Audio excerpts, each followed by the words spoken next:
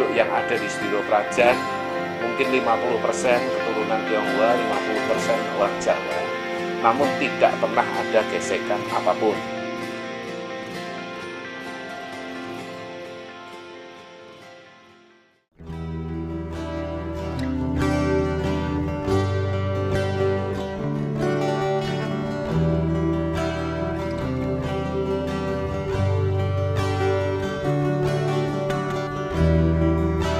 Kampung Sediro Prajan merupakan kampung yang terletak di belakang Pasar Gede.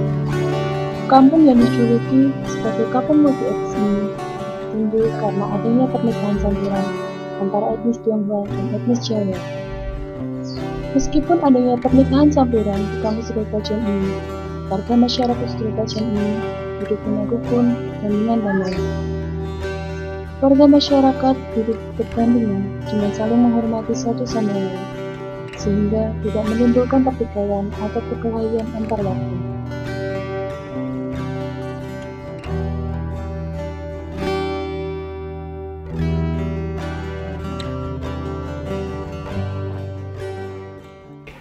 Jadi pertama berbicara masalah Kelurahan Sediro Prajan, saya tinggal di sini sudah hampir 20 tahun. Seperti orang Solo banyak yang mengatakan, dan itu memang benar, bahwa kampung Sediro Prajan adalah kampung yang menarik masalah pembaurannya. Penduduk yang ada di Sediro Prajan mungkin 50% keturunan Tionghoa, 50% orang Jawa, namun tidak pernah ada gesekan apapun. Jadi artinya kampung ini rukun, kampung ini baik, kampung ini damai, dan lain sebagainya. Nah, satu hal yang mungkin menjadi kebanggaan dari masyarakat Sediro Prajan, sejak beberapa tahun yang lalu, setiap menjelang tahun baru Imlek, selalu ada acara yang namanya Grebek Sudiro, di mana ada kolaborasi seni antara kesenian Jawa dengan kesenian Tionghoa. Di antaranya yang paling menyolok adalah kirap gunungan. Nah, biasanya kalau yang nama gunungan itu pasti isinya jajan pasar, isinya nasi, sayur mayur, dan lain sebagainya. Tapi khusus untuk Sediro Prajan, gunungannya adalah gunungan kue keranjang. Nah, kita tahu kue keranjang adalah masakan atau kue khas yang hanya ada pada saat menjelang tahun baru Imlek, dan tentunya bisa diklaim bahwa kue keranjang itu adalah kue orang Tionghoa. Namun ternyata di dalam akulturasi untuk kegiatan Grebek Sudiro ini bisa berjalan dengan baik. Nah, kemudian yang kedua, seperti yang tadi Anda tanyakan, satu hal yang paling menonjol di dalam kegiatan Grebek Sudiro adalah pentas atau atraksi yang berbau Tionghoa, yaitu atraksi barongsai. Saya membaca beberapa informasi bahwa barongsai ini masuk ke Indonesia sudah ratusan tahun yang lalu, dibawa oleh perantau-perantau Tionghoa yang masuk ke Indonesia.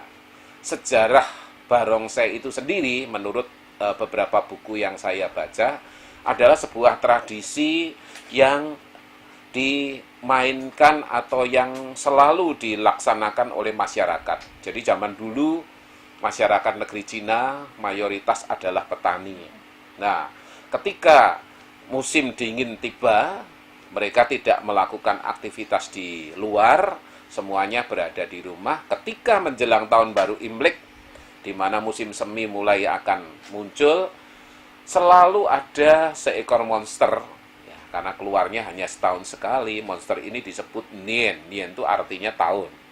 Yang selalu mengganggu dengan merampas, dengan memakan, dengan mengambil hasil tanaman penduduk. Nah, suatu hari ketika monster ini muncul lagi, ada beberapa ide. Menurut cerita, monster ini takut oleh sesuatu yang lebih serem dari dirinya.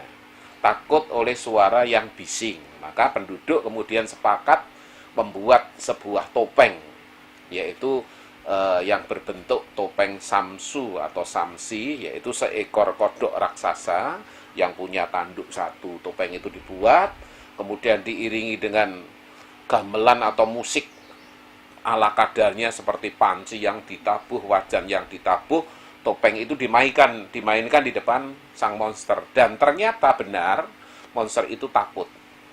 Keesokan hari muncul lagi, ditakut-takuti dengan topeng itu. Nah, tahun berikutnya ketika dia muncul, kembali topeng itu digunakan. Maka tradisi memainkan topeng Samsu itu berlanjut terus dan semakin hari semakin dimodifikasi sehingga sekarang kita melihatnya dalam bentuk barongsai.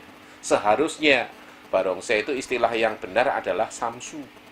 Namun ketika Gus Dur menjadi presiden, beliau mengeluarkan kata-kata atau mengeluarkan pendapat bahwa harusnya istilah pembauran itu lebih ditonjolkan, maka kemudian disebut barongsai.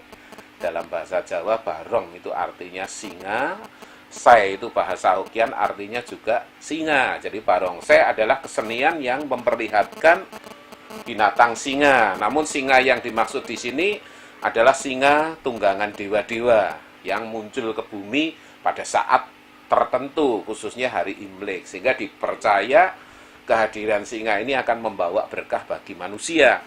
Maka kalau barongsai main pada saat Imlek, banyak orang yang minta berkah dengan ya melakukan pai dan lain sebagainya. Yang namanya barongsai adalah ini hewan sejenis singa ya.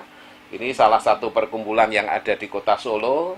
Setiap Imlek selalu show di beberapa rumah makan dan hotel dengan atraksi yang di atas bangku. Mungkin perlu sedikit ditambahkan bahwa barongsai sekarang sudah dilombakan, baik tingkat provinsi, nasional maupun internasional.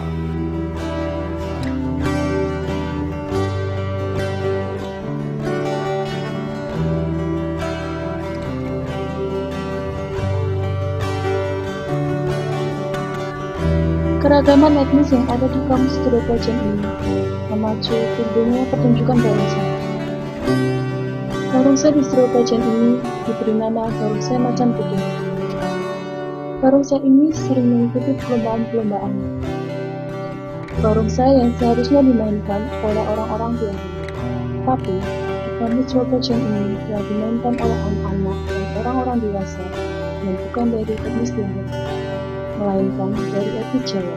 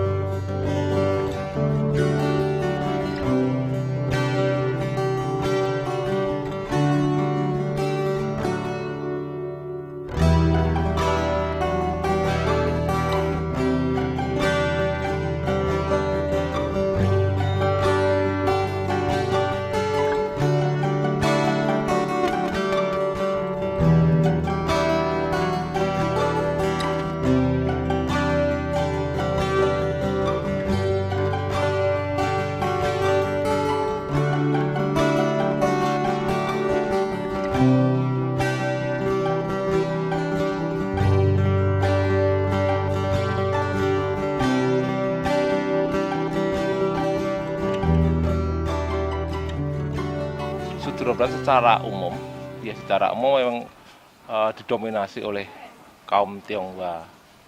Kita punya 9 RW yang hampir 50% dikuasai oleh, hampir 75% dikuasai oleh etnis, terutama di RW 5, RW 9, RW 3, dan sebagian di RW 8. Tetapi secara umum untuk yang bukan keturunan sudah dianggap bukan lagi Tionghoa. Mereka tetap sudah dianggap saudara, karena berdasarkan pada kerusuhan Mei kemarin kita sudah buktikan bahwa mereka bersatu padu untuk menyelamatkan kampung Sudrabajan ini, atau yang dulu dikenal sebagai Kampung Balong, itu dari kerusuhan Mei 98. Nah, sejarah daripada Sudrabajan dengan etnisnya atau dengan keturunan Tionghoanya itu dimulai dari nenek moyang yang dulu juga saya dengar itu sejak Presiden pertama RI Bapak Soekarno itu menjadi presiden pertama di Indonesia, dan kita sudah bagian besar memang didominasi oleh warga Tionghoa.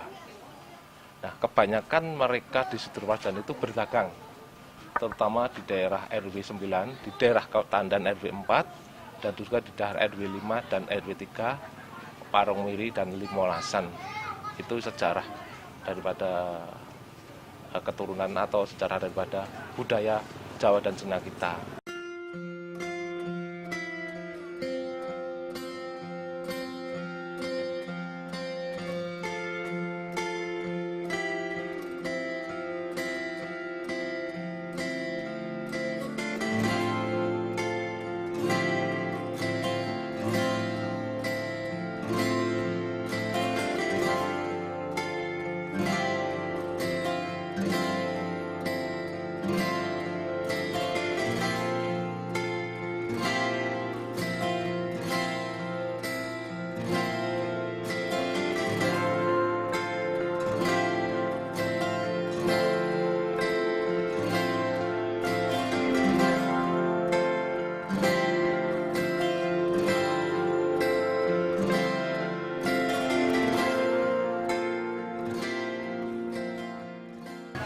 Secara umum, ketika kita menangkap sejak Presiden keberapa ya Gus Dur ya, itu kemudian melegalkan lagi kebudayaan Tionghoa, khususnya barongsai dan liong.